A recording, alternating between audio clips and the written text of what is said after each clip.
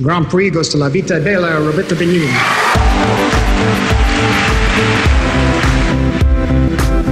J'appelle pas ça voler, j'appelle ça tomber avec panache. Panache. You talking to me? Talking to me? The fuck do you think you're talking? Bonsoir à toutes et à tous, bienvenue dans votre rendez-vous cinéma comme d'habitude sur Radio Campus, le cinéma nous appartient. Aujourd'hui pour parler d'une émission spéciale César et Oscar, j'ai avec moi Manon, Sarah et Lucas. Bonsoir à tous. Bonsoir. Alors donc voilà, au sommaire de cette émission, on va bien sûr parler des deux cérémonies qui ont eu lieu le week-end dernier. On va parler dans la partie débat de Better Call Saul, la série spin-off de Breaking Bad. Et enfin dans les conseils, Ciné Campus Montpellier viendra nous présenter une séance spéciale des Noces funèbres de Tim Burton. Mais avant ça, on va passer à la partie actu.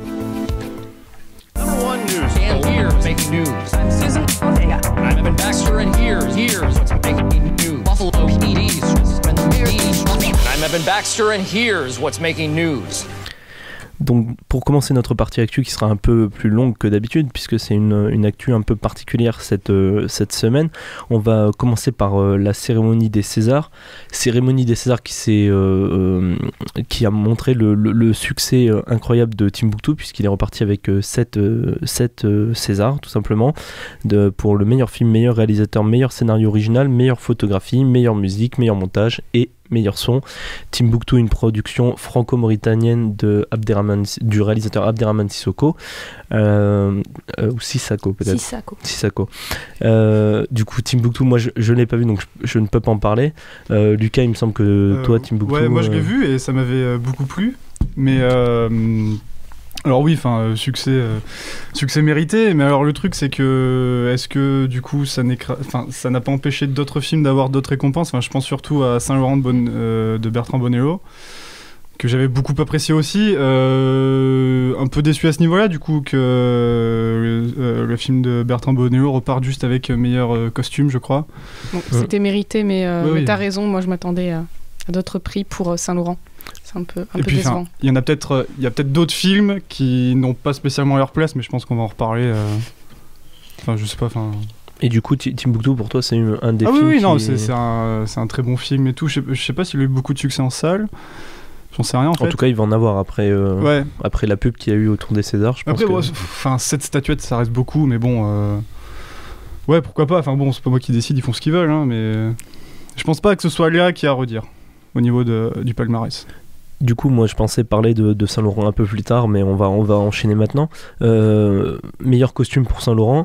Moi j'aimerais revenir sur une déclaration de Pierre Berger qui a tweeté vis-à-vis du film. Pierre Berger tweet ? Oui. Il a donc tweeté « Os à ronger, César de complaisance qu'il ne mérite même pas, film méchant, homophobe où seul Uliel existe. » Bah oui, non, mais... Moi, je pense personnellement, parce que le premier film, Yves Saint-Laurent a eu l'aval de Pierre Berger. Et les costumes et Saint-Laurent. C'est pour ça que le premier Yves Saint-Laurent était fade et sans envergure, je trouve. Parce que Berger a dû censurer derrière. Et oui, c'est pas évident de voir la vie de quelqu'un avec qui on a vécu représentée sur un grand écran. Et je pense qu'il a une réaction assez... Il a un blocage, en fait, Pierre Berger. Après, je suis pas du tout dans sa tête, donc je me permets pas de le juger. Et c'est pas la peine d'avoir ce genre de propos méchants envers du film, parce que c'est un bon film. Après, peut-être que lui, il le prend personnellement, mais... Et pour les costumes... Bon, je suis peut-être pas une spécialiste de Yves Saint-Laurent, mais je les ai trouvés encore plus beaux que les vrais costumes dans le premier Yves Saint-Laurent. Les scènes de défilé étaient juste sublimes au cinéma. Ces drapés qui volaient, j'ai trouvé ça magnifique, vraiment. Pourtant, les costumes du Yves Saint-Laurent avec Pierre Ninet étaient des costumes prêtés par la Fondation Pierre Berger et qui étaient dessinés par Yves Saint-Laurent. Donc on aurait pu attendre meilleur costume aussi pour ce film. Puis finalement, c'est l'autre Saint-Laurent qui... Oui, et puis il faut savoir les mettre en scène aussi, les costumes. Il faut savoir bien les éclairer, les cadrer, tout ça. Et c'est ce que je reproche au premier film, c'est qu'il était trop lisse. Trop sépia. Voilà. Beaucoup trop de sépia dans Yves Saint-Laurent. Et finalement, seul Uliel existe. On a un Pierre Ninet qui repart avec le César du meilleur acteur pour son rôle justement dans Yves Saint-Laurent de Jalil Lesper. Bah alors, moi j'ai aimé aucun des deux. Biopic sur Saint-Laurent. Après, effectivement, les acteurs, pour le coup, il n'y avait rien à redire. Hein. Après, c'est juste mon goût à moi. Ninet ou Uliel, Les deux étaient... Enfin, moi, je trouve que les deux étaient bons dans leur rôle. Peut-être que Ninet l'a eu parce qu'on parle beaucoup de lui en ce moment. Huel, c'est vrai qu'en plus, il a une carrière qui n'est pas forcément très glorieuse par rapport à celle de Pierre Ninet. Une carrière presque Mais hollywoodienne. ça fait un peu Presque hollywoodienne, c'est ça. C'est-à-dire que Les Origines du Mal, quand il avait fait le préquel du Silence Hannibal des Lecter. Agneaux, voilà, il est peut-être un petit peu plus cinéma, pas populaire, mais plus divertissement, plus voilà, Jacques le Croquant, tous ces grands ces films qui étaient sortis. Non mais voilà, on rigole quand on parle de la filmo de Gaspard Huliel, c'est peut-être ça qui l'a un peu freiné, alors que Pierre Ninet, sociétaire de la Comédie Française, très ami avec son partenaire dans le film, Guillaume Gallienne, qui lui aussi est à la Comédie Française. Donc peut-être que les deux sont beaucoup appréciés de l'industrie en plus. Voilà, c'est ça. Donc peut-être que c'est peut-être plus pour ça que Ninet a eu le César que pour réellement son interprétation. Et moi je trouve que c'est ça qui fend un petit peu le cœur, c'est que le pauvre Gaspard Huliel, je pense que c'est le rôle de sa vie. Après, bon, je sais pas, hein, je lui souhaite une longue vie et une longue carrière, mais c'est vraiment le rôle qui l'a fait passer dans un cinéma plus sérieux, justement, et je pense que ça méritait une reconnaissance. Pierre Ninet, je pense qu'il y a plein de beaux rôles qui l'attendent encore, et je sais pas. Moi, personnellement, j'ai aimé les deux interprétations, hein, mais j'avais une petite préférence pour Huliel quand même. Moi, j'avais justement une préférence pour Ninet, que j'avais trouvé plus ressemblant, plus juste dans sa manière de parler, d'interpréter par rapport aux archives que j'ai pu voir de Yves Saint-Laurent. Mais... Après, le truc, c'est que, comme disait, c'est que le Yves Saint-Laurent prend plus de risques dans les scènes qui tournent, dans ce qu'on montre de la vie de Yves Saint-Laurent, les passages quand il se fait tabasser, quand toutes les histoires un peu sordides dans lesquelles il a traîné, et ça, c'est un petit peu plus compliqué à jouer pour un acteur qu'effectivement les scènes un peu mignonnettes que joue Pierre Ninet. Donc à ce moment-là... Moi, j'avais exactement préféré Huliel parce que je le trouvais beaucoup plus subtil que Ninet. Je trouvais que Ninet était plus dans une sorte de mimétisme et que genre... Enfin, en tout cas, moi, je l'ai ressenti comme ça. Au bout de 30 minutes, j'avais compris comment il allait jouer tout le film, alors que Huliel apportait autre chose. Il a plus intériorisé le personnage. Exactement. Et surtout, je me souviens du dernier plan du film Saint-Laurent, où du coup, Saint-Laurent, interprété par Huliel, fait un regard caméra que j'ai trouvé assez formidable, alors que le dernier plan de Yves Saint-Laurent... je m'en souviens pas du tout. Plus du tout. Voilà, donc ouais. Non, mais oui, je peux comprendre. Non, pour moi, l'oublié pour Saint-Laurent, moi, c'était Jérémy Régnier. Oui, aussi, ouais. Qui pour le coup, son interprétation de Père Berger était vraiment très très bonne aussi.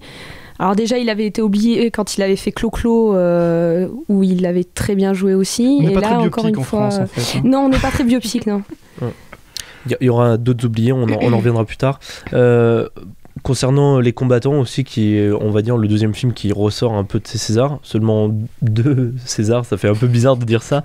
Meilleure actrice pour Adèle Haenel et meilleur espoir masculin pour Kevin Azaï. Je sais pas s'il y en a qui ont vu les combattants. Moi, je l'ai pas vu, mais il y a depuis Les Garçons et Guillaume à table, il y a un espèce d'engouement pour la comédie qui est récompensée au César, et ça fait plaisir de revoir... C'est une comédie, les combattants ? Les combattants, oui, c'est assumé comme une comédie. Ah bon, d'accord, très bien. Et ça fait plaisir de voir la critique sacrer un petit peu ce genre de film. Voilà, c'est ce que critique, attention. Oui, la critique, enfin le monde du cinéma. Ouais. Mais la critique a très bien reçu les combattants aussi, il me semble. Hein.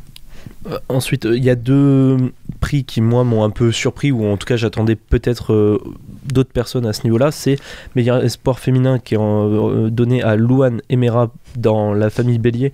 Alors moi, j'attendais peut-être Joséphine Japy dans Respire, que j'avais trouvé assez incroyable, et même Lou Delage. Et Alice Isaac dans La Crêpe de la Crème, qui était même pas dans les nominés, alors que pour moi, c'était une des révélations féminines du cinéma français. Et ensuite, c'est meilleur acteur dans un second rôle pour Reda Kateb dans Hippocrate. Donc j'ai pas vu Hippocrate, je peux pas dire si Reda Kateb vaut son prix, mais j'avais été quand même époustouflé par la prestation de Louis Garrel, qui était pareil, qui avait un second rôle dans Yves Saint-Laurent, mais un second rôle très très fort, et on pouvait peut-être s'attendre à ce que Louis Garrel obtienne quelque chose ici. Enfin, je sais pas s'il y en a un des 2 prix. Je sais que Lucas, toi, c'était les 2. Ouais, non, mais pareil, Louis Garrel que j'avais adoré dans Saint-Laurent, mais après j'ai pas vu Hippocrate, mais après bon, La Famille Bélier, Je l'ai pas vu non plus et je le verrai pas, je pense, mais bon, j'ai encore l'impression que c'est... Que d'a priori. Énormément d'a priori dans cette émission ce soir. C'est peut-être un choix populaire, entre guillemets. Bah voilà, c'est là où je voulais en venir, c'est que j'ai un peu peur que, comme d'habitude, ils cherchent à récompenser les films populaires, etc. Et je pense qu'on en reparlera ensuite avec Danny Boone, mais si vous avez des choses à redire sur ce que je viens de dire, allez-y. Non, mais c'est sûr que le cinéma français a un souci, c'est qu'il est très très très fermé et... Garrel, s'il l'a pas eu pour celui-là, il l'aura pour un autre. Je pense pas que Louis Garrel soit longtemps oublié ou ne soit pas récompensé, vu que c'est quand même un acteur qui joue avec Christophe Honoré, qui joue avec une certaine sphère du cinéma français, qui est quand même assez souvent au César. Je pense qu'il l'aura à un moment ou à un autre. Très rapidement, on va donner quelques autres prix. Donc, meilleure actrice dans un second rôle pour Kristen Stewart dans Sims Maria de j'ai oublié Olivia Assayas. Olivia Assayas, c'est ça.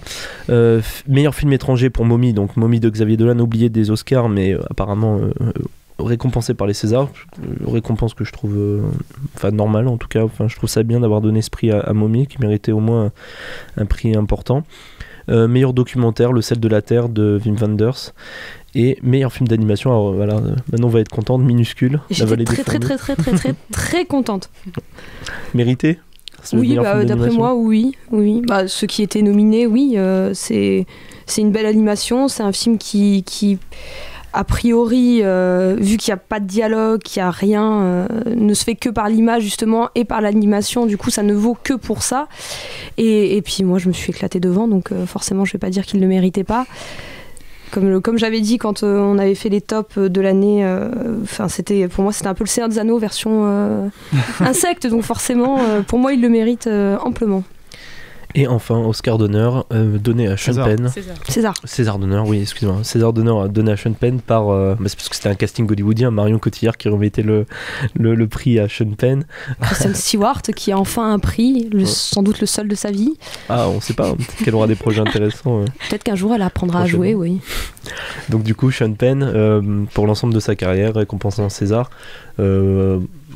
Choix peut-être plus compréhensible que Scarlett Johansson l'an dernier. Oui, et il n'y avait pas une histoire avec Besson, j'avais lu quelque chose et il était là dans le public qu'il allait recevoir un César d'honneur, mais je sais pas trop quoi. Non, en fait, c'est le prix pour l'évolution technique.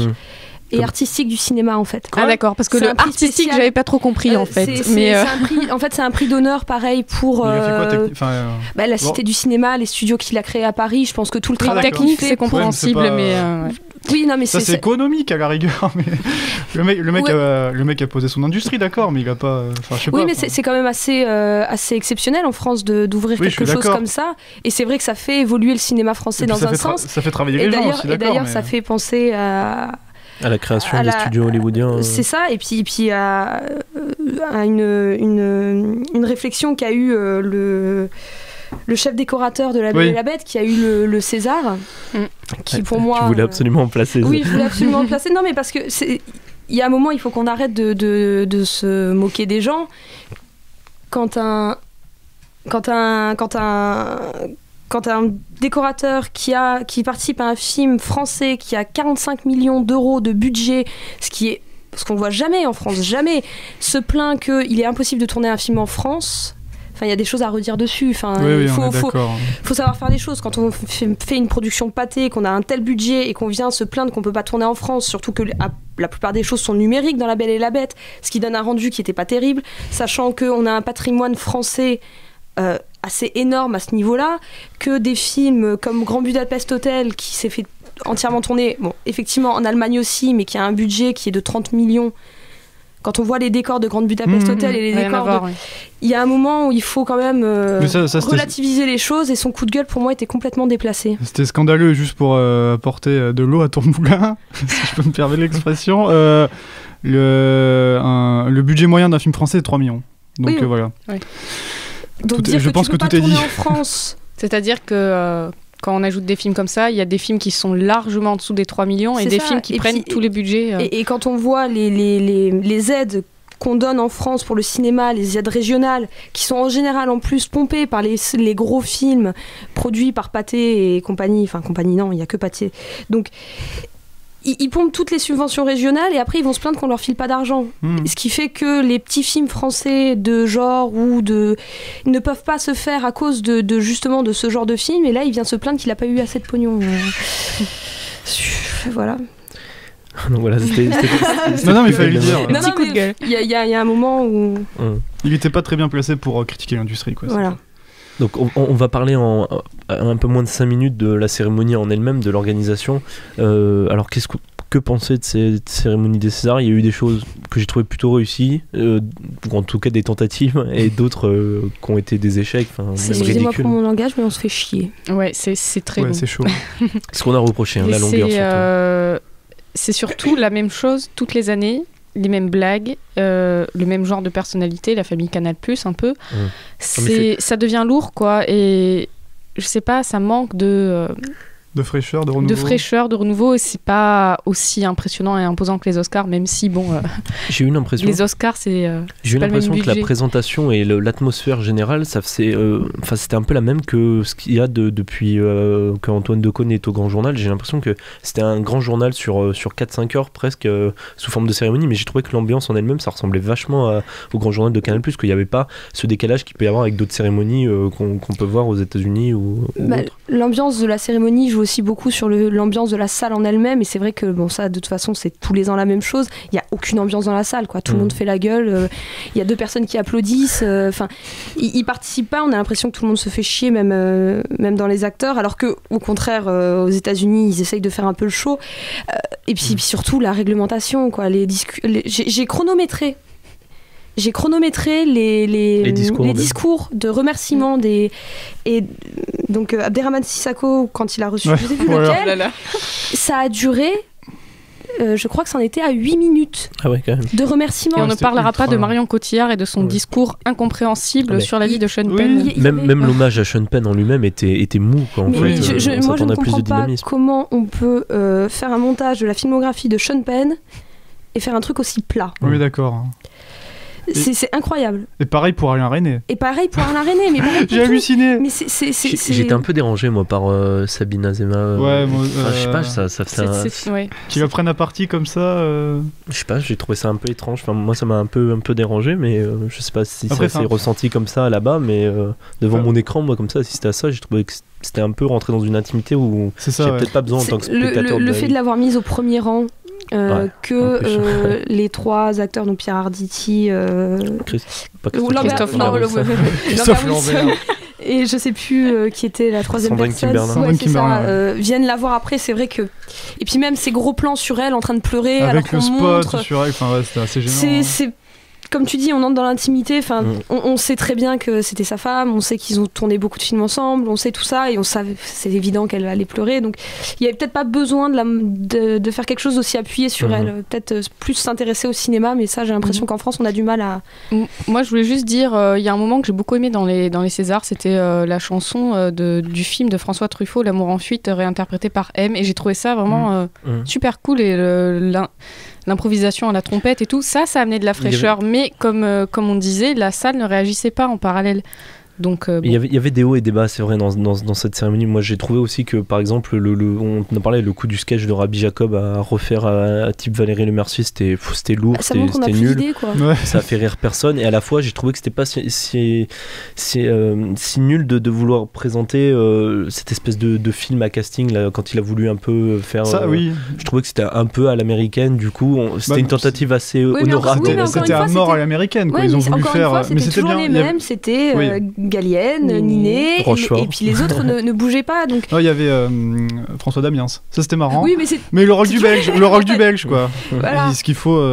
Et du coup, je voulais revenir sur quelque chose, mais j'ai oublié. On parlait de. Bon, c'est pas grave, ça me reviendra peut-être. Du coup, juste, je vais enchaîner sur Danny Boone peut-être, parce que bon, c'était quand même le. C'était quoi son titre exactement ? Le président, voilà. Ouais. Et on n'en a pas trop entendu parler pendant la cérémonie, ce qui me semble être plutôt bien. Mais au début, il a fait son discours et il a dit, il parle, machin, tout ça, et il dit, au final, on fait tous le même cinéma, on est tous là pour le cinéma, tu vois. Alors, je suis pas certain que des gens comme Bonello ou autres pensent qu'ils font le même cinéma que Danny Boone. J'ai trouvé ça un peu déplacé de sa part de dire... qu'on fait le même cinéma. Non, tu ne fais pas le même cinéma que certains. Voilà. Bah, après, hiérarchiser leurs films, c'est peut-être pas le... Non, mais ils font pas mais le il même. y en a qui le font pour effectivement pour l'art, il y en a d'autres qui le font pour autre chose. Et puis moi, ce qui m'a un peu dérangé, c'est sa blague pour les salaires et après les Oui, alors Oui, la référence à Maraval. tombé à plat en fait. Ça aurait pu être drôle, c'est encore un truc qui pourrait pu Il a être parlé à beaucoup de lui quand l'américaine, même, mais bon. Bref. Voilà C'est fini. pour cette partie César. On va faire une pause musicale avec Moving Pictures, le thème créé par Neil Patrick Harris pour l'ouverture des Oscars. Et on revient juste après pour parler de cette cérémonie des Oscars. Check out this place. Check out everything. Check out the glamour, the glitter, people tweeting on the Twitter. And no one's drunk and bitter yet, cause no one has lost. Look at the diamonds, the dresses, people going to excesses. The stress is on and everybody's fingers are crossed. I know the camera's on and we're behaving our best. Yet I secretly hope someone pulls a Kanye West. But we are here tonight with our Xanax and Dior. Thank you, listen, publicists who fought the Oscar war. Tonight we toast what we love most, and I am thrilled to be your host, cause all of it is for moving pictures, shadows and light. Like a magic trick done in plain sight. Why do we love them? Why do we care when they're just moving pictures that aren't really there? But then I think of Chaplin and Monroe and Argo and Fargo, or when Marty made his cargo back in time at the mall. And then there's Bardo and Brando and Billy D as Lando, or when Sharon went commando and unsettled us all. I gasp when Indy goes back for his hat, or when I think of all the tension between Ben and Matt. Oh my stars. I love Transformers that transform and perfect storms that storm. Small town girls who change the world by challenging the norm. Godfather 2, the movie Clue. All these films inspire you to stand up and perform. Moving pictures take us over the rainbow, across the fields of our dreams. In the heat of the night, to defeat and to fight evil schemes. To swim or to swing, to dance or to sing, to flee down a flight in fright. Yes, moving pictures are coming to life tonight. Moving pictures. Where is my shoe? Is this your Jimmy Choo? Why, yes. Back to moving pictures and how they can move you. And also improve you. The joy of pretending. With such happy endings, except for in Gone Girl when that lady slit your throat. Spoiler alert. Moving picture. This is what you sound like. Movies, wow, they rock. Well, once they did, but listen, kid, it's all a big crock. Now it's market trends and fickle friends and Hollywood baloney. Believe me, Neil, you're better off just polishing your Tony. This industry's in flux. It's run by mucky mucks, pitching tents for tent poles and chasing Chinese bucks. Opening with lots of zeros, all we get are superheroes, Superman, Spider-Man, Batman, Jedi Man, Sequel Man, Prequel Man, formulaic scripts. And after 50 Shades of Grey, they'll all have leather whips. In a world where our brains are becoming machines, the only screens we're watching are the screens in our jeans. Yeah. Screens in our jeans. Screens in our jeans. Yeah. The only screens we're watching are the Jack!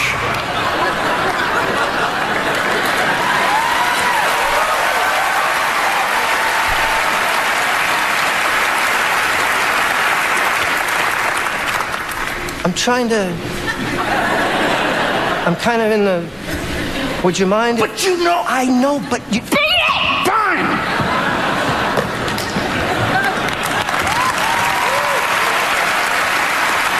Yes, greenlit films can stall. Scripts can hit a wall. Stars may Or pass. fire your ass. And weekly grosses fall. But when they hit, you must admit they sometimes change your view a bit in ways both big and small. Moving pictures on screens. They may not be real life, but they'll show you what life really means. More than any one image, more than any one star, truly moving pictures shape who we are. Whether we're big-brained and British, or hiking and skittish, a legendary leader, a birdman in a theater, a boy we watch until he's grown, a sniper in a combat zone, a wealthy philanthropic creep, magic Meryl Effin Streep, lobby boys and bleeding drummers, all these awesome up-and-comers who will get a statue. Results are coming at you at the 87th Oscars Moving Picture Show.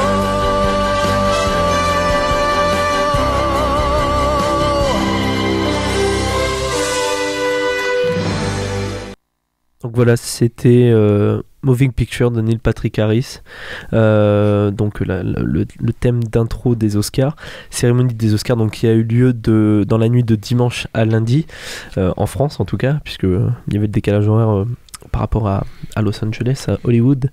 Donc cérémonie des Oscars qui s'est soldée par deux grands succès, on va dire, puisque Birdman de Alejandro Iñárritu et The Grand Budapest Hotel de Wes Anderson ressortent comme les deux grands vainqueurs de cette cérémonie. Alors Birdman, meilleur film, meilleur réal, meilleure photographie et meilleur scénario original, et The Grand Budapest Hotel qui, on va dire, a les prix un peu plus techniques, c'est-à-dire meilleur décor, meilleur costume, meilleur maquillage et coiffure, et meilleure musique de film, avec un premier Oscar pour Alexandre Desplat, le compositeur français, qui était aussi nominé dans cette catégorie pour la musique de Imitation Game. On en reviendra peut-être plus tard sur Imitation Game. On va pas pouvoir parler de Birdman puisqu'il sort aujourd'hui. Hier, puisque pardon, excusez-moi, puisque exceptionnellement on n'est pas en direct. Petit décollage horaire, Los Angeles. Voilà, c'est ça, j'y étais, ça m'a complètement. Et du coup, on parlera de Birdman la semaine prochaine. Donc on va se concentrer sur The Grand Budapest Hotel, et la question que j'ai, c'est: Wes Anderson est-il trop créatif pour être sacré meilleur réalisateur au vu des prix qu'il a reçus? Je pense que Wes Anderson a un style trop indépendant pour être... ça m'a vraiment étonné qu'il soit sélectionné aux Golden Globes. À la limite, ça allait, mais les Oscars, ça m'a fait bizarre. Il le mérite, mais je sais pas. Je trouve que c'est un réalisateur trop alternatif, en fait. Même s'il commence à avoir beaucoup de succès avec The Grand Budapest Hotel, et depuis Moonrise Kingdom. Et ouais, je pense que l'Académie n'est pas encore prête à sacrer un réalisateur comme ça. Mais ça faisait très plaisir que le film ait reçu des Oscars pour ces catégories. Il le méritait vraiment. Il n'y a pas de sous-Oscar. Et oui, largement. Enfin, il méritait les meilleurs décors, les meilleurs maquillages, les meilleurs costumes, la meilleure musique. Vraiment. Si ça avait été une autre musique qui avait gagné, j'aurais été vraiment très déçue.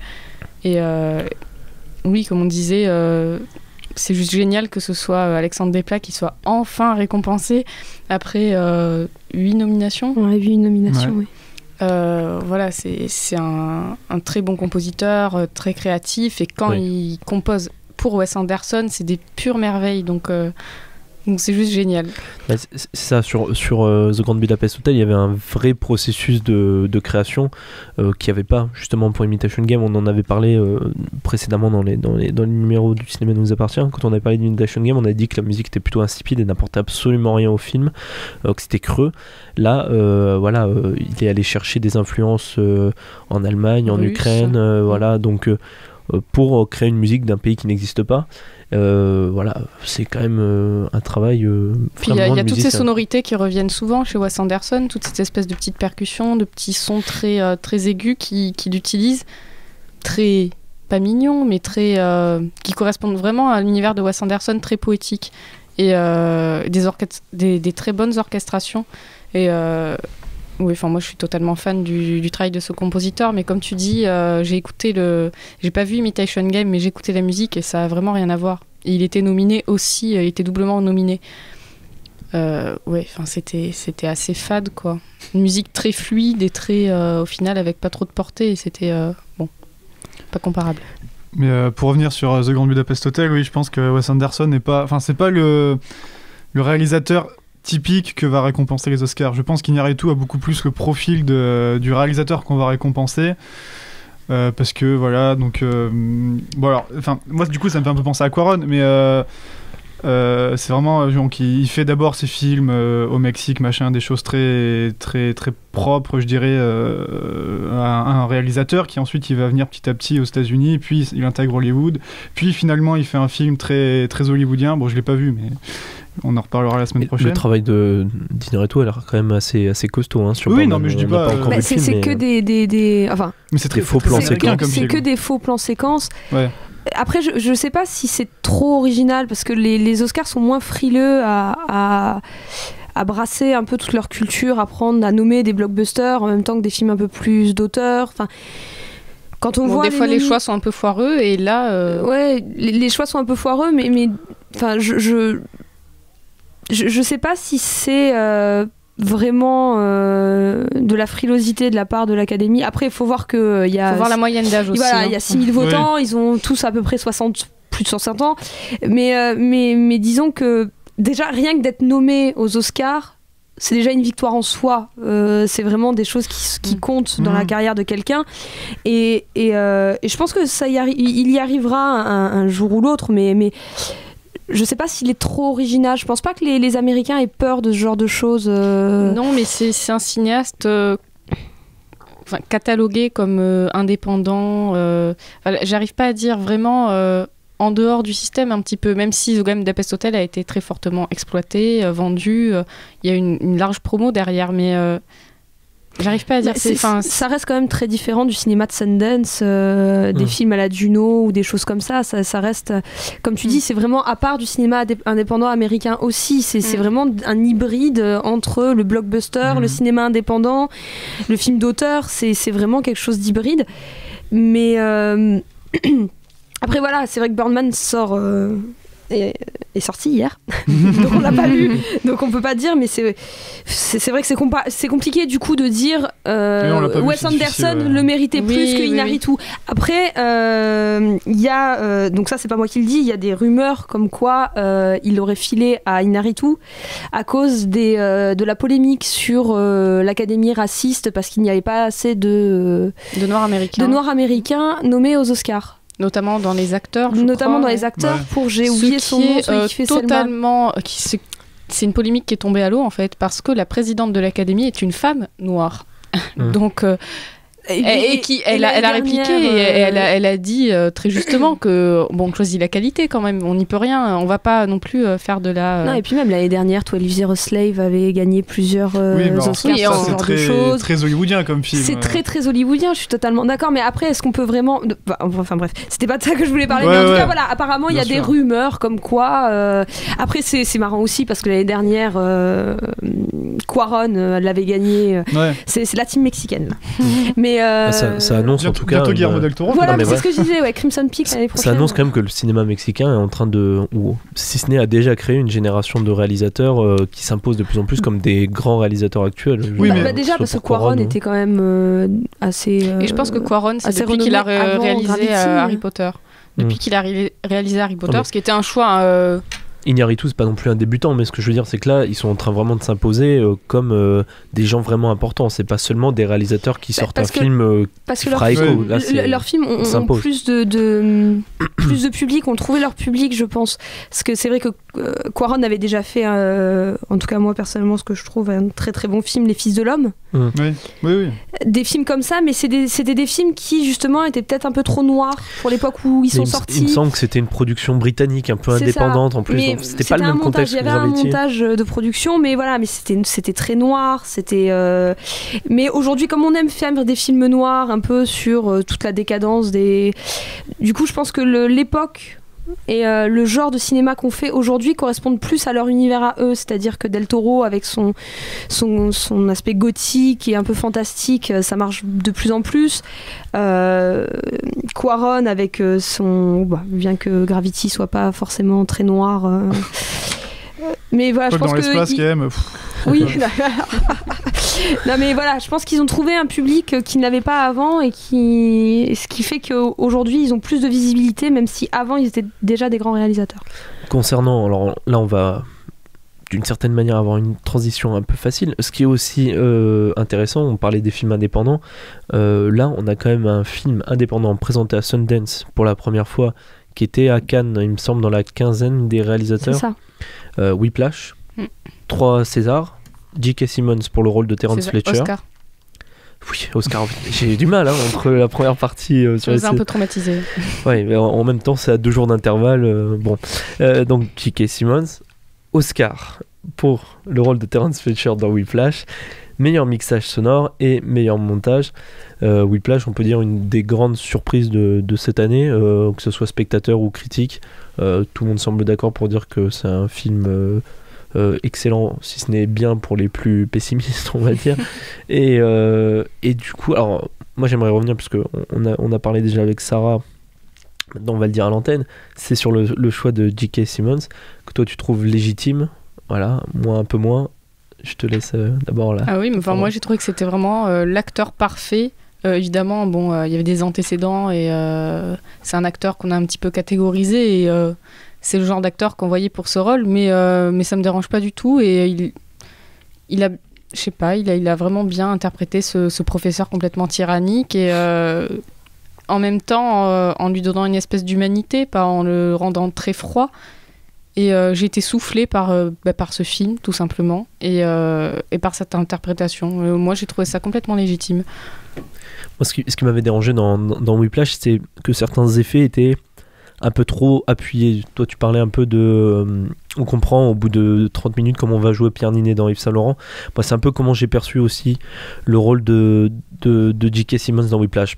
Si ce n'est sur la fin, on racontera pas la fin du film, mais je l'ai vu un peu comme cette espèce de Full Metal Jacket version batterie. Bon, bien sûr, tout le monde y pense quand on voit cette dualité entre le jeune batteur et le maître. Moi, en fait, c'est un peu comme Dominic Cumberbatch. Je trouve que c'est des rôles, ils sont déjà imposés, écrits dans le scénario et dans le film, et du coup, donner à des acteurs comme ça, c'est presque servir ça sur un plateau. Après, c'est pas non plus un type de rôle qui va évoluer. C'est pas le héros, donc il va pas vivre tous ces changements, tout ça. C'est un personnage qui est déjà là et qui va s'opposer au héros. Et en fait, c'est le héros qui arrive dans ce conservatoire et c'est déjà un professeur. Il est là, la situation, elle est là. Et le professeur, il est comme ça, c'est son caractère. Il enseigne depuis je sais pas combien d'années. Donc c'est pas gênant que ce personnage n'évolue pas trop parce que c'est comme ça et pas autrement. Il change un petit peu quand même, mais non, moi il m'a vraiment donné des frissons quoi. Je me sentais insultée quand il lui criait dessus. Mais je pense que c'était le but. Oui. on me dit en régie que je me suis trompé sur le nom. J'ai encore fait la même erreur que quand on avait présenté Imitation Game. C'est bien Benedict Cumberbatch et pas Dominique Cumberbatch. J'ai vraiment du mal. Je sais pas pourquoi je l'appelle Dominique, ce pauvre garçon, mais voilà, il faut que je m'impose Patrick Harris, le meilleur nom d'Hollywood. Ouais. Moi, je suis pas sûre. J'en sais rien, mais bon. C'était la vanne récurrente des Oscars. C'est particulier, c'est vendeur, on va dire. Ensuite, impossible à dire, mais vendeur. Meilleur mixage sonore pour Whiplash. Bon, pour un film musical, ça peut se comprendre, même si, je sais plus avec qui j'en discutais, je trouve que Interstellar aurait peut-être pu mériter un prix au niveau du son. Je trouve qu'ils ont été un peu gentils avec un peu dur, pardon, avec Interstellar, avec seulement meilleur effet visuel en Oscar. Bon, Lucas est pas d'accord. Et meilleur montage, je pense qu'on peut... C'était amplement mérité. Voilà. Je pense notamment à la séquence de fin. Tout au long du film, moi j'ai trouvé le découpage du film l'apogée à la séquence de fin, waouh. Enfin, pour moi, c'est dans Whiplash, c'est ce qui est le plus intéressant. Même si pour un jeune réalisateur comme Damien Chazelle, la mise en scène est intéressante, je trouve que le découpage est incroyable. Après, il n'y a pas que la mise en scène dans ce film, il y a le fond qui va plus loin que le sujet et qui est très fort, très touchant. Voilà. Alors, meilleur film étranger, Ida, film polonais, pas de Timbuktu aux Oscars. Personne n'a vu Ida autour de la table. J'ai des échos puisque Marina m'a dit qu'elle avait vu Ida, qu'elle avait trouvé ça incroyable et que c'était amplement mérité. Donc on fait confiance à Marina en disant que il était quand même nominé au coude à coude avec Birdman pour la meilleure photographie. Donc on peut penser quand même que ça reste un beau film. Il me semble, Sarah, toi aussi que tu as eu des échos dessus. J'en ai eu des très bons échos aussi. Donc voilà. Meilleur film étranger, qui aura le mérite qu'on le découvre peut-être grâce à ce prix. Meilleur acteur, alors moi ça fait partie de mes petites déceptions avec donc Interstellar pour le son. Meilleur acteur, Eddie Redmayne pour le rôle de Stephen Hawking dans Une merveilleuse histoire du temps, The Theory of Everything.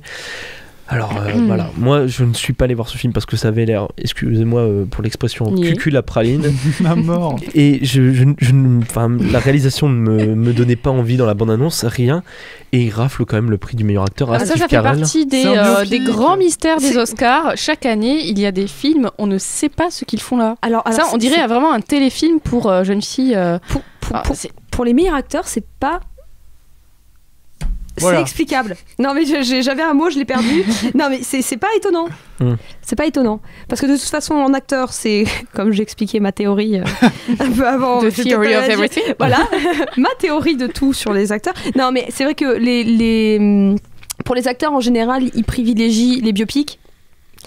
Si en plus c'est un biopic sur une personne qui a été malade, ça aide. Si en plus, bon après le reste ça va être, je vais être catégorisé comme homophobe et raciste moi si je dis ça. Non mais si en plus ils font partie de minorité, ça aide. Et c'est vrai que là il a 2 sur 3.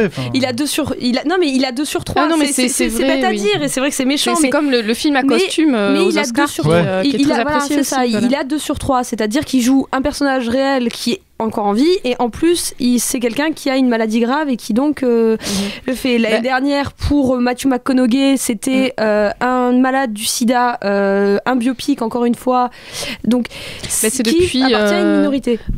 Je pense qu'il y en a eu avant, mais c'est largement le cas depuis My Left Foot, qui a sacré Daniel Day-Lewis pour la première fois. On savait pas d'où il sortait, cet acteur irlandais. C'était quoi ce film irlandais? Il s'est retrouvé aux Oscars. Et après, je pense qu'on peut pas comparer. J'ai pas vu The Theory of Everything. Je pense pas que j'irai le voir. Je pense pas que je le verrai dans ma vie. Mais je pense qu'on peut pas comparer avec Daniel Day-Lewis quand même. En fait. Non mais on peut pour moi on peut déjà même pas comparer à Steve Carell dans Foxcatcher. Je suis fou. Là on est d'accord. Que Foxcatcher ne reparte sans rien de cette cérémonie des Oscars. Il était déjà dans et même pas dans le meilleur maquillage, film. ils auraient mérité aussi quand même. Hein. Ouais. Oui, c'est vrai. En fait, mais en même temps, Grand Budapest Hotel, il y a aussi un travail de maquillage assez incroyable. En même temps, pour le film, donc une merveilleuse histoire du temps, ça vaut plus pour l'histoire de sa femme que tu plains tout le long du film, qui a abandonné ses études. Parce que tu l'as vu ? Oui. J'ai pas en entier, je suis désolée. Mais qui a tout abandonné, qui elle aussi faisait des études à une époque où les femmes qui faisaient des thèses ou des choses comme ça étaient beaucoup plus rares, qui a tout abandonné et qui l'a lâchement abandonné pour son infirmière. Donc pauvre femme. Mais ça sent le soap opera à plein nez. Non mais c'est ça, c'est vrai que c'est très mielleux, c'est très... Non, et puis c'est quoi cette image, quoi, les petites images qu'on nous a passées aux Oscars, c'est quoi cette... Oui, c'est ce rendu d'image, quoi. Après Eddie Redmayne... Exactement la même que Imitation Game. Moi, je l'ai mis sur le même plan. Après Eddie Redmayne, en tant qu'acteur, est pas mauvais. C'est un bon acteur. Son interprétation de jeune et méconnu. Jeune et méconnu. On l'avait vu dans My Week with Marilyn. Dans le film avec Michelle Williams sur Marilyn Monroe, dans Jupiter Ascending, il joue le méchant, il a joué dans Les Misérables. C'est un acteur anglais. Non mais il a fait d'autres films beaucoup moins connus. Là je sors que ces films connus parce que sinon ça aidera personne. Il joue que des films à costume quand même. Mais non mais il est bon. Son interprétation de Hawking est bonne aussi. En plus c'est vrai que c'est assez compliqué de... dans la gestuelle qu'il a, c'est vraiment on voit le travail qu'il a dû faire pour avoir justement ces mouvements, cette gestuelle, cette manière de parler. Donc pour moi c'est pas immérité, même si le film est pas génial, c'est pas immérité parce que là on récompense bien l'acteur et pas le film dans lequel il joue. Donc voilà. Ok, pour Eddie Redmayne. Là, on va passer, on va dire, au top, mais mineur de ces Oscars, ce qui est un peu plus compréhensible. Alors, bon, même si Interstellar, je le mets un peu plus au-dessus que les autres qui ont été nommés. Meilleur scénario adapté pour The Imitation Game. Alors, moi, je considère que c'est le seul Oscar où il pouvait vraiment prétendre sans que ce soit une honte. Voilà, il l'a eu parce que ce film repose sur l'histoire qui est quand même assez incroyable. Cette histoire d'Alan Turing qui déchiffre Enigma, mettre en évidence son histoire d'homosexualité et toutes les conséquences qu'il y a eu à cette période. C'était assez intéressant de la mettre en valeur, donc je trouve que en termes de scénario, je sais pas, personne n'a vu Imitation Game J'ai apparemment. pas vu Imitation Game, mais je connaissais Alan Turing et quand j'ai vu que ce film allait sortir, j'étais très intriguée. Et je sais pas ce que ça vaut, je l'ai pas vu donc. Mais l'histoire est quand même passionnante quand on connaît. Et l'histoire de cet homme se prêtait à un biopic, ouais, tôt ou tard, ça allait tomber. Concernant American Sniper, c'est meilleur montage son. Alors voilà, moi American Sniper, on en parlera la semaine prochaine, mais j'ai été extrêmement déçu par ce film. Meilleur montage son, bon, moi c'est un peu comme ce que disait Pierre Berger pour Saint-Laurent tout à l'heure. J'ai l'impression que c'est un peu l'os à ronger, quoi. Allez, Clint Eastwood est là, on donne un Oscar à American Sniper. Bon, entre guillemets, c'est un film de guerre, donc montage sonore, voilà, très bien, ok. Moi, ce qui ressort entre guillemets au niveau sonore, c'est à la limite peut-être le thème composé par Ennio Morricone qui est assez incroyable, mais ça, on en reparlera plus la semaine prochaine. Interstellar, donc pour les meilleurs effets visuels, ce qui est plutôt compréhensible. En même temps, c'est aussi un peu facile pour un film sur l'espace, mais bon. Ça lui non, mais même moi j'ai trouvé que c'était pas très joli quand c'est dans l'espace et tout, mais bon, bref. Enfin, non, mais on va pas en reparler. Joli. Non, genre, non, mais c'est même pas. Enfin, parfois c'était même pas réussi. Enfin, je sais pas, tu vois. Bon, la comparaison est ultra facile et dégueulasse, j'en suis tout à fait conscient, mais quand tu vois ce que fait 2000 ans d'ici de l'espace il y a 40 ans, c'est mieux, et donc voilà, bref. Et meilleure actrice, Julianne Moore pour le rôle de Dr. Alice Howland dans Still Et Alice. meilleure actrice dans un second rôle, on les appelle la Qui joue D'accord. aussi une malade d'Alzheimer. Qui joue une... oui, Comme c'est quoi, vrai, la effectivement. théorie. Hein. Julianne Moore Julianne Moore, oui. Ah ouais. Parce que Still Alice n'est pas encore sorti en France, je ne sais d'ailleurs pas quand est-ce qu'il sort. On peut pas, mois de mars, il me semble. Ouais. Voilà, on peut pas parler de Still Alice puisqu'il n'est pas encore sorti en France. Néanmoins, est-ce qu'on peut peut-être déjà dire que Julianne Moore a une sorte d'Oscar d'honneur? Moi j'étais assez déçue quand elle l'a eu parce que j'aurais vraiment aimé que Rosamund Pike l'ait. Ouais. Parce que pour moi, déjà, Fincher a été grandement oublié. C'est vrai. Après, voilà, ça dépend si on a aimé Gone Girl ou pas, mais moi, je pense j'étais un peu déçu par Gone Girl, mais Rosamund Pike... je pense que Gone Girl fait partie des oubliés dans les nommés des Oscars. Il aurait mérité plus parce que c'est du Fincher et qu'il est toujours impeccable dans sa réalisation, dans ses histoires. Après, on accroche ou on n'accroche pas. Mais Rosamund Pike était vraiment... bluffante dans le film, quoi. C'était incroyable. Donc moi voilà, après il faut voir. C'est un peu honorifique, ouais. Elle avait pas été nominée pour Map to the Stars aux Oscars. Non, mais elle a eu la palme d'interprétation à Cannes. Mais après Julianne Moore, sa filmographie est pas non plus. Je sais pas si on peut parler d'Oscar d'honneur dans le sens où sa filmographie est pas non plus transcendante. Oui. Bon, elle a quand même joué avec Paul Thomas Anderson, tout ça. Elle a eu des très beaux rôles dans Boogie Nights, Magnolia. Oui, tout à fait, mais ça fait longtemps. C'est un peu comme Michael Keaton, si tu veux. Il a eu des beaux rôles à une époque. Non, mais j'exagère le trait. Mais elle a tourné dans les Hannibal, dans les Hannibal Lecter, ou sinon elle a pas eu un rôle il me semble. Pour le Hannibal de Ridley Scott. Dans le truc Into the Woods. Into the Woods? Non, Into the Woods, oh non. Il me semble qu'elle joue dans ça, non? Non, mais elle avait joué dans Jurassic le deuxième volet de Jurassic Park. Il me semble qu'elle joue dans le Hannibal de Scott. Je sais. Et elle a fait récemment A Simple Man de. Single Man. Elle est assez rare au cinéma. Elle n'a pas non plus. Donc je sais pas si c'est d'honneur. Je pense que je l'ai jamais trouvée mauvaise dans un film. Ah non, pas mauvaise, mais ça a jamais été. C'est pas une mauvaise actrice, on peut pas dire ça. Ah non, mais je dis pas que c'est mauvais. Je dis juste que c'est pas. Si, t'as dit ça. T'as dit elle est mauvaise, je la déteste. J'ai dit qu'elle était rare dans les rôles parce que tout à l'heure je parlais des Fils de l'Homme, elle jouait aussi dans les Fils de l'Homme et elle jouait très très bien dans les Fils de l'Homme. Mais pareil, c'était un second rôle, elle a jamais vraiment été mise en avant dans les films qu'elle a fait, si on veut. Donc je sais pas si c'est d'honneur. C'est peut-être un peu moins d'honneur que Cate Blanchett ou des actrices comme ça. On va terminer ce tour avec Boyhood, un des films majeurs, on va dire, qu'on n'a pas évoqué. Moi de mon côté j'ai été un peu déçu par Boyhood. Je trouve pas qu'il y ait tellement le spectacle qu'on nous donnait. Je trouve que c'est plus une expérience, son côté documentaire, même la réalisation, il n'y a rien à redire. Mais après, est-ce que ça fait de ce film une œuvre? Ça c'est autre chose. Néanmoins, Patricia Arquette qui sauve Boyhood de la catastrophe avec prix d'interprétation, meilleure actrice dans un second rôle.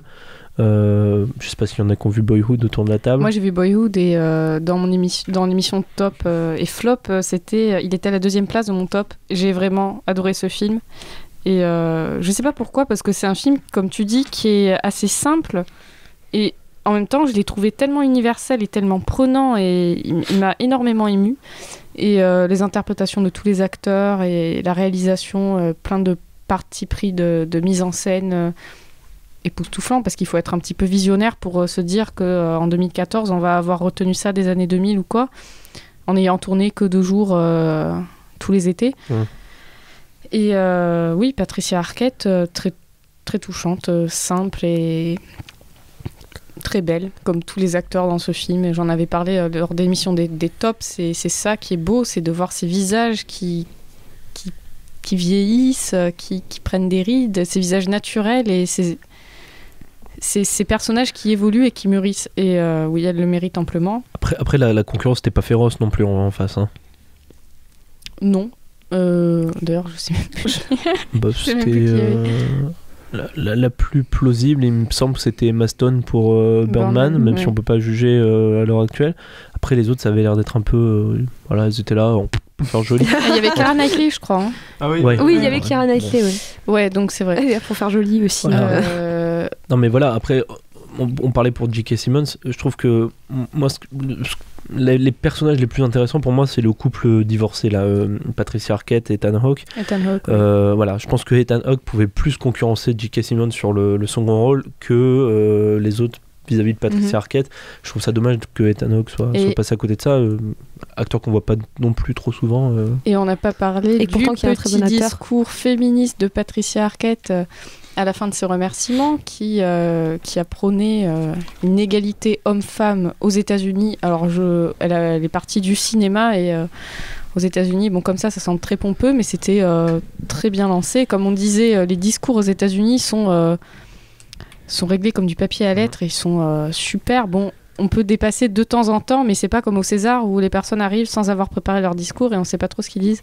Et là, donc, elle avait très bien préparé, et elle a sorti ce truc à la fin. Meryl Streep qui se lève, qui l'applaudit, c'était génial. Voilà. Justement, on va prendre 5 minutes pour parler, avant de passer à notre partie débat, pour parler de la cérémonie en elle-même. Juste pour cinéma d'animation. Les nouveaux héros qui ont Six ça... en version originale. Voilà, qui a battu Dragon 2. Mais c'est Disney, les mecs, ils ont la place, ils font ce qu'ils veulent. Oui, mais non. Non, mais je suis d'accord avec le Dragon. Non, mais là, ça fait déjà, il y avait eu, d'après moi, un gros oubli il y a 3 ans quand ils avaient oublié de nommer, entre guillemets, de nommer les 5 légendes et que c'est Rebelle qui avait eu l'Oscar. Voilà, l'année dernière, c'était La Reine des Neiges, alors qu'il y avait le Miyazaki en face.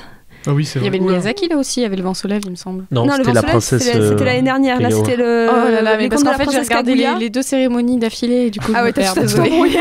Non, l'année dernière, donc La Reine des Neiges, alors qu'il y avait le vent se lève en face, et cette année, encore une fois. Le Disney, alors que... Disney Marvel en plus. Voilà. Alors que...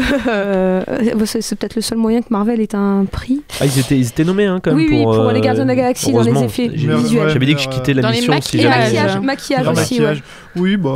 Oui, pourquoi pas. Si t'aimes les nanars, t'as droit. Parce que les maquillages, c'était niveau Power Rangers sur TF1. Non, c'est plutôt un bon film. Non, mais genre, mais c'est les costumes et tout ça, bon... Et là, c'est qui fait des pompeux, là, Ah non, mais là, les Gardiens de la Galaxie... C'est quoi cette émission, là ? J'arrêtais tout s'ils avaient quelque chose.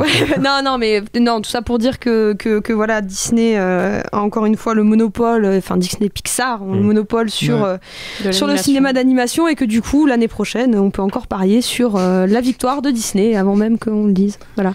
Mais Dragon 2 reste le meilleur film d'animation de cette année. Très bien. Et sur la cérémonie, donc, Neil Patrick Harris, comment on a dit ça, maître de cérémonie. Voilà. Convaincant.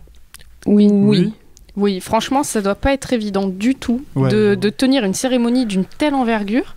Parce que les Oscars... Ça faisait moins côté buzz qu'avec Hélène DeGeneres, j'ai eu l'impression. C'était plus sérieux. Hélène DeGeneres, c'est une présentatrice de talk show, donc il y avait cet aspect média, en fait. Et là, c'est pas pareil quand même. Après, il pouvait pas prétendre à faire comme Hélène DeGeneres.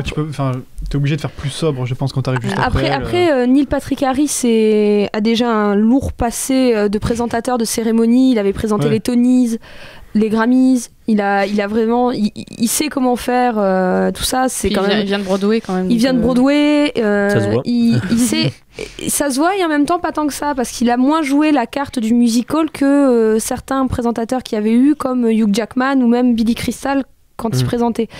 Il y a eu le numéro chanté au début. Mais c'était volontaire, il explique dans ce... voilà. Et après, il s'en est c'était un peu plus... débarrassé en fait. Voilà, après, c'est ça. Et il a fait, débarrassé, entre guillemets. il a fait ce sur quoi on l'attendait au début, et après ça a été plus des petites vannes comme ça. Justement, je trouvais qu'il y avait quelques vannes assez intéressantes, hein, sur ce côté un peu cynique, un peu tu analyses les vannes de Neil Patrick. Ouais, non, mais je trouvais ça assez sympa, mais dans tout ce qui est sorte happening et tout, je trouve qu'il sortait pas assez du rôle qu'on le connaissait, même en tant que Barney Stinson dans How I Met Your Mother. Je trouvais que les sketchs en eux-mêmes, ça se trouve même il a bossé avec les mêmes auteurs qui bossaient sur la série, et j'ai eu l'impression que même l'hommage à Birdman, le coup de comment ça s'appelle, de ses prédictions qui étaient dans une valise enfermée et tout, c'était des trucs qu'il aurait pu faire avec Ted Mosby sur une ou deux saisons. Enfin, je veux dire, dans le sens après que... je vais pas cracher sur moi, franchement mais il a pas été mauvais, ça c'est voilà, non, mais je l'attendais peut-être autre part, quoi. Après, j'avais des attentes. C'était beaucoup plus subtil que ce à quoi on pouvait s'attendre, et c'est là où on voit la grosse différence entre les Césars et les Oscars, c'est que on désamorce les problèmes qu'il peut y avoir aux Oscars. C'est-à-dire que là, on disait qu'il y avait un problème de racisme, qu'il n'y avait pas assez de noirs qui étaient... Et dès le début, la première vanne qu'il balance, c'est au lieu de dire... Il a fait un jeu de mots, au lieu de dire brillant, il dit blanc, qui sont deux mots très proches en anglais. Voilà, et tout de suite, il va désactiver tout ça, et donc il va faire rire les gens. Mais il détend l'atmosphère. C'est ça. C'était ce côté vraiment, il n'y a pas de limite dans les blagues, même la blague qu'il fait sur Oprah Winfrey. D'ailleurs, ça c'était génial. La tête qu'elle a fait, hein. Je sais pas si c'était prévu. Hein. Non, ça se voit. C'était merveilleux. Non, mais après, cette cérémonie-là était beaucoup plus sobre aussi, parce qu'on a parlé du discours de remerciement de Patricia Arquette. Il y a eu aussi quand John Legend et Common ont reçu le prix pour la chanson.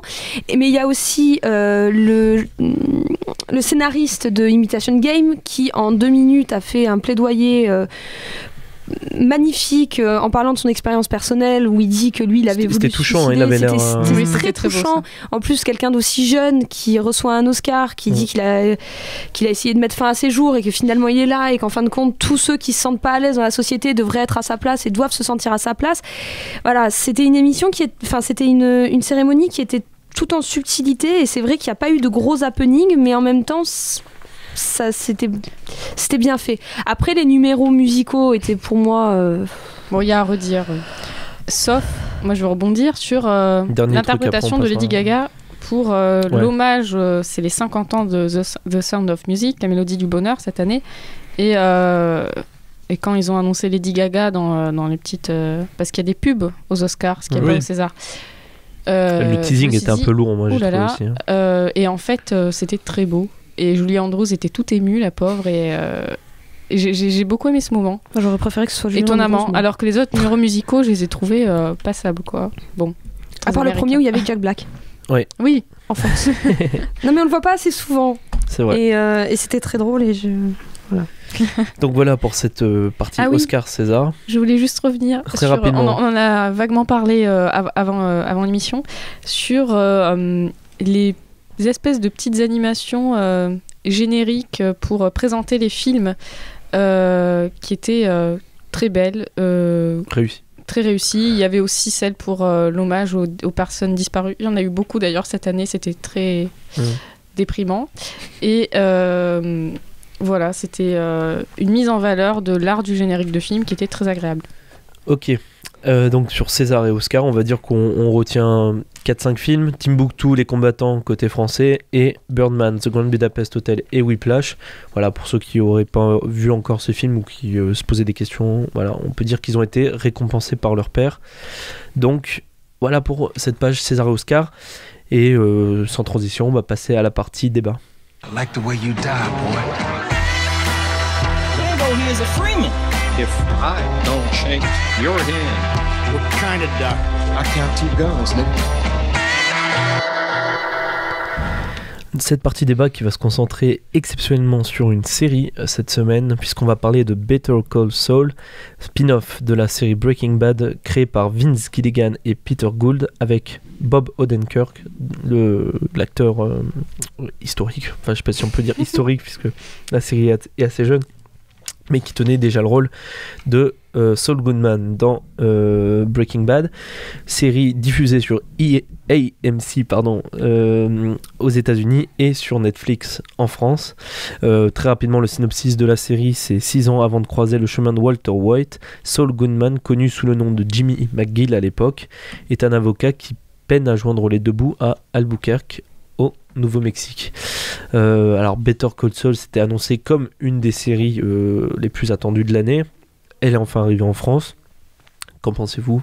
On va commencer peut-être par Lucas sur Better Call Saul. J'étais quand même très méfiant quand ils ont annoncé cette série, parce que je me suis dit, bon, forcément, la suite logique, il y a un truc qui marche, on fait un spin-off avec un personnage secondaire que tout le monde aime bien, etc. etc.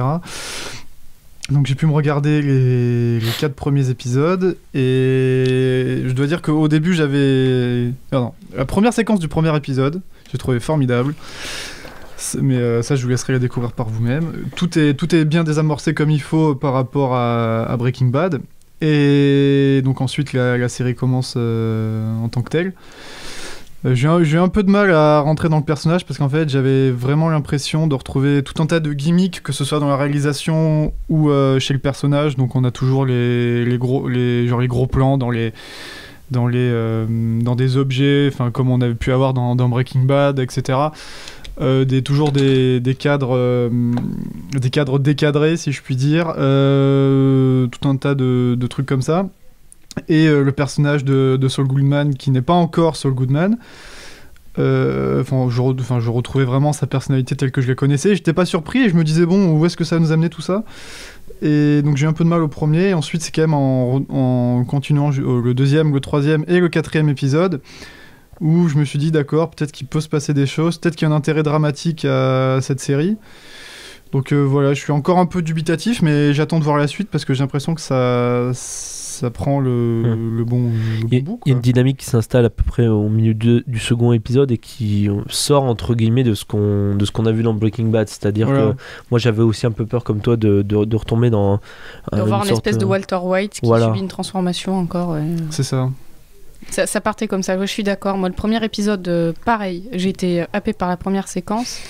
Et bon, je me suis dit d'accord, présentation du cadre, du personnage, tout ça. Je retrouvais la patte vraiment de Gilligan dans la manière de réaliser. Ces plans très, très étranges.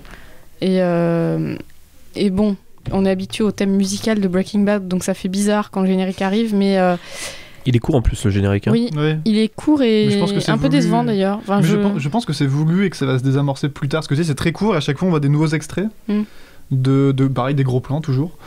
Peut-être que ça aura une signification plus tard, je ne sais pas. Enfin, je sais que c'est peut-être pour varier les gros plans. Mais je sais pas. Le réalisateur avait l'habitude de faire ça dans Breaking Bad, de nous mettre, de déconstruire la série et les épisodes, de nous mettre ce qui va se passer dans le futur, etc. Ouais. Peut-être, je sais pas, ça serait intéressant.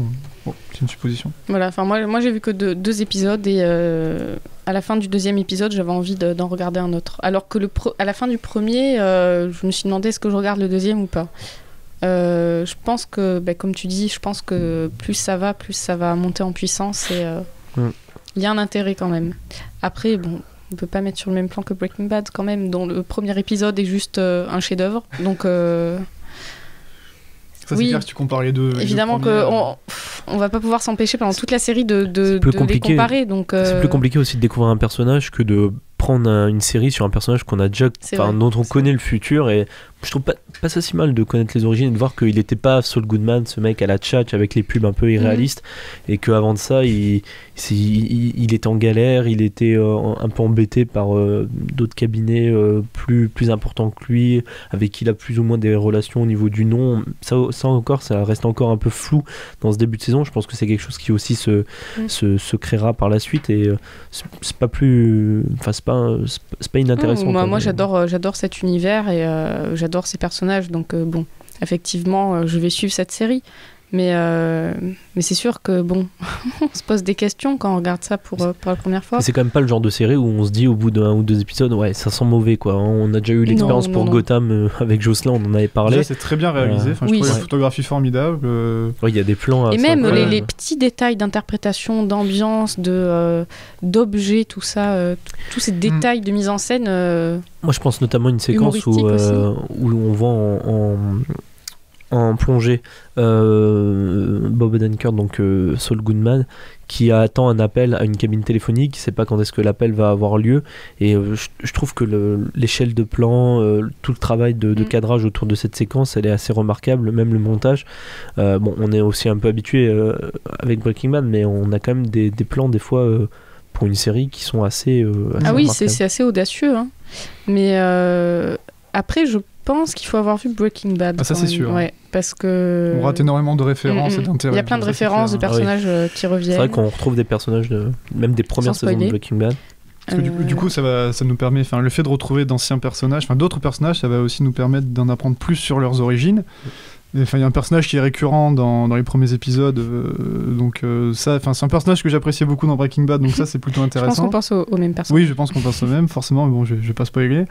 Mais je sais qu'en tout cas, moi, je regarde cette série justement pour comprendre comment Saul est arrivé à ce qu'il est dans Breaking Bad, et j'ai pas envie non plus qu'il y ait trop d'histoires parallèles, que ce soit avec son frère ou avec la femme avec qui il flirte dans les épisodes.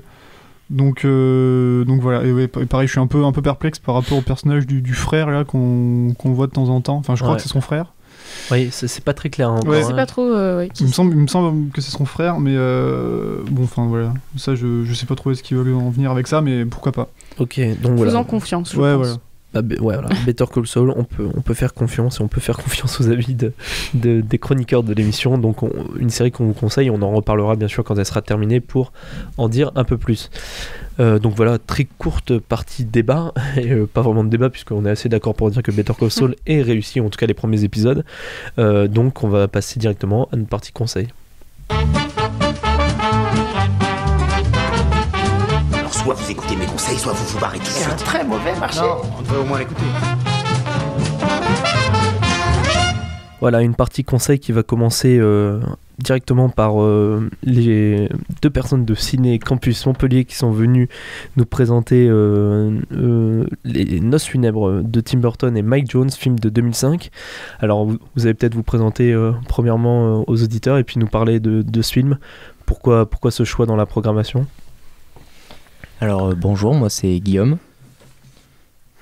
Bonsoir, moi c'est Rémi. En fait, on a choisi ce film parce que d'abord, il fallait qu'on ait un film qui rentre dans le thème général de Ciné Campus, qui était noir. Cette année, on avait choisi le thème noir. Et ensuite, il fallait qu'on trouve une expression avec une couleur, qu'on la remplace par le mot noir, pour qu'on en déduise un autre sens. Donc, toutes les programmations, enfin toutes les séances qu'il y a eu, elles sont dans cette optique-là. Et nous, l'expression qu'on avait choisie à la base, c'était être fleur bleue, et on a proposé être fleur noire, qui était donc à proposer une approche esthétique un peu plus sombre, tout en restant quand même assez légère, du romantisme un peu fleur bleue, un peu... Oui, des Noces funèbres. Noces funèbres. Oui, puisque c'est avant tout une histoire d'amour, on peut même dire une comédie musicale, ce film de Tim Burton, puisque c'est beaucoup chanté, et c'est l'histoire entre une jeune femme fiancée à un jeune homme qui va mourir, et du coup les noces seront funèbres, c'est-à-dire post-mortem. Le jeune homme il va pas mourir, en fait. Il est super étrange ton résumé en fait. C'est juste l'histoire d'un homme qui va se marier et qui par mégarde se marie à une morte en fait. Voilà. C'est plutôt ça le résumé. En fait, il a un peu trop de succès, même au niveau des cadavres. Et du coup, c'est pas lui qui meurt, mais il se retrouve marié avec un cadavre alors qu'il doit se marier avec quelqu'un de bien vivant. Je pensais que c'était sa fiancée qui mourait, mais effectivement. C'est pas vraiment. Il en a une vivante et une morte en fait. Et donc du coup on a donc mardi 3 mars la date mardi 3 mars 20h30 Utopia, excusez-moi j'ai un peu de mal. C'est ça. Voilà, qu'est-ce que vous pouvez nous dire de plus sur peut-être Rémi sur le choix de Tim Burton? C'est un réalisateur que t'aimes bien, je suppose.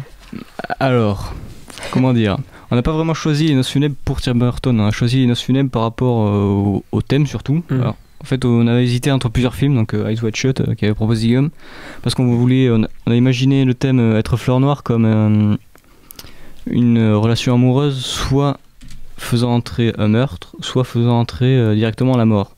Donc pour cela, on a tapé à la porte de Tim Burton. Voilà. Et on voulait un film d'animation, c'était très important parce qu'il n'y en avait aucun qui était proposé dans la programmation et on pensait que c'était quand même, ça méritait d'être là, quoi. Donc Noces funèbres, on trouvait ça bien parce que voilà, ça rentrait pile dans le thème. Ok, du coup, les Noces funèbres, donc je rappelle, mardi 3 mars 20h30 à Utopia Campus, donc le cinéma à côté de la fac. C'est ça. Le prix peut-être. Ouais. Je crois qu'il y a un prix spécial, non? Alors c'est 2 € si on est étudiant. Tarif étudiant 2 €. Voilà. Et je crois qu'il y a un intervenant aussi qui vient pour présenter le film. Oui. Ah oui, donc ce sera notre intervenante. Pour le coup, ce sera Maïté Doïges qui a été directrice du festival d'animation de Bayargues. Je sais plus pendant combien d'années, c'était jusqu'en 2013, donc elle pourra nous éclairer. Son festival en question justement a diffusé tous les films de Burton en ce qui concerne l'animation, donc elle pourra éclairer et avancer des pistes et répondre à certaines questions concernant le film et sur plus globalement sur Burton et l'animation. Donc voilà, ceux qui sont intéressés par Tim Burton, par le cinéma d'animation, donc peuvent se rendre mardi 3 mars à Utopia à 20h30 et on va écouter la bande-annonce des Noces funèbres. Je vois des gens qui sont morts. En rêve, tu veux dire? Non. Là, je suis en train de regarder Les Noces funèbres. Les Noces funèbres? Et oui, tu sais, le film d'animation de Tim Burton et Mac Johnson. D'ailleurs, si tu l'as pas vu, il sera diffusé dans le cadre de Ciné Campus le mardi 3 mars à 20h30 au cinéma Utopia. Ah ouais? En plus, si t'es étudiant, c'est 2 €. From Tim Burton, creator of The Nightmare Before Christmas. A tragic tale of romance, passion. I feel the same. And a murder most foul.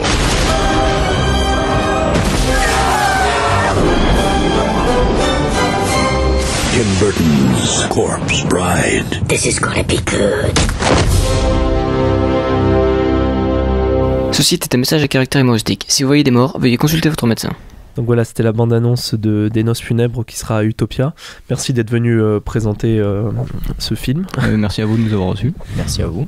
Pour les autres conseils de la semaine, on rappelle, puisqu'on l'a déjà dit à la dernière émission, que Freaks de Ted Browning sera au Ciné-Club Jean Vigo le jeudi qui arrive, là, à 20h. Et que l'association Genepi organise le dimanche 8 mars de 15h à 17h30 une projection du film Online à l'occasion de la Journée de la Femme, plus un débat sur les conditions de détention et la maternité en milieu carcéral. Ça aura lieu au Calage, 11 rue Desmazes, et l'entrée est à 1 €. Manon, t'avais un conseil. Moi, j'ai cru voir aussi qu'il y avait Diamant sur canapé qui allait passer au Gaumont Odysseum, il me semble. Le 3 mars, je crois. Ouais, je crois que c'est la semaine prochaine. Et en VF 3D. Tout remasterisé avec des explosions partout. Oui, donc après à préciser parce que je sais qu'il va passer au Gaumont Odysseum et oui, moi c'était juste un petit conseil, la bande-annonce de Crimson Peak, le nouveau Guillermo del Toro qui va sortir en fin d'année avec Tom Hiddleston, Mia Wasikowska, Jessica Chastain et Charlie Hunnam. Donc un film de maison hantée par del Toro, ça peut annoncer que du bon. Apparemment.